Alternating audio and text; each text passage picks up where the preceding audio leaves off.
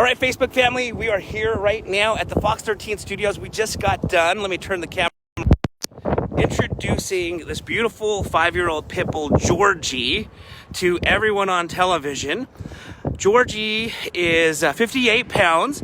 He, like I mentioned, is a pit bull mix. We actually don't know what he's mixed with, but he's a pit bull mix, 5 years old. Pit bulls typically live anywhere from about 8 to 15 years, and they'll get to be anywhere from about 35 to 65 pounds. Georgie here, as I mentioned, is about 58 pounds, so he could still keep growing a little bit, but he's super cute, super playful.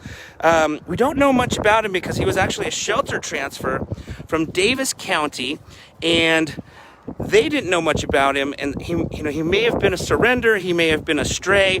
We're not actually sure on Georgie's history, but super playful, super cute, and wanted to introduce him to everybody. So if you're thinking about adopting a dog, and you're looking for maybe a pit bull or a pit bull mix, Georgie is very adorable, does great with other dogs, and yeah, thanks for watching.